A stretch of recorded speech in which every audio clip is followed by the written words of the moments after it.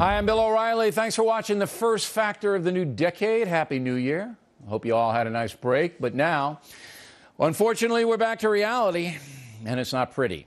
America's national security is the subject of this evening's Talking Points memo. President Obama's Christmas could not have been calm after that loon from Nigeria tried to blow up a Northwest jetliner as it approached Detroit. Because the Obama administration has changed so many Bush anti-terror policies, any terrorist activity will engender controversy. The president had to wince when Homeland Security Chief Janet Napolitano initially stated that the system, quote, worked. Of course, it did not work, and the governor had to recant her statement 24 hours later.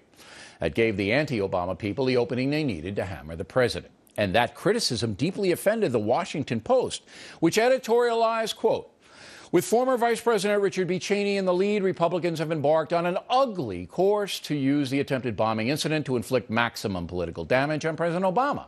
That's bad enough, but their scurrilous line of attack is even worse. The claim that the incident shows the president's fecklessness in the war on terror is unfounded, unquote.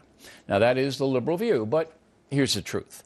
President Obama has promoted a number of policies that most Americans feel are not tough enough on al-Qaeda.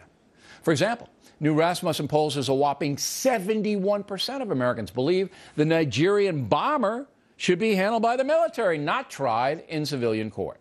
More on that later. And Fox News anchor Chris Wallace asked Obama's counterterrorism guy John Brennan about that situation.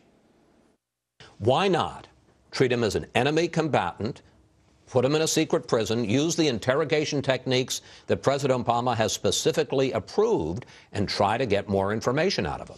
Well, we have an array of tools that we will use, and we want to make sure we maintain flexibility as far as how we deal with these individuals. Flexibility? Word is the accused bomber has now lawyered up and has stopped talking. Flexibility? Mr. Brennan told CNN the government may try to offer the guy a plea bargain to get him talking again, but why bother with that when it's entirely legal to hold the terrorist as an enemy combatant and turn him over to the military?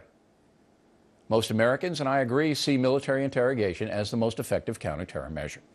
So criticism directed at President Obama for his war on terror strategy is legitimate, especially because the Obama administration is so different than the Bush administration in this area. The president does not describe this as a war on terrorism. That is because terrorism is but a tactic, a means to an end. Describing our efforts as a global war only plays into the warped narrative that al-Qaeda propagates. Now, Brennan's opinion there is not currently playing well with the folks. All in all, the attempted bombing of the Northwest airliner is very bad news for the Obama administration. And that's a memo. Now for the top story tonight. Is American security good enough?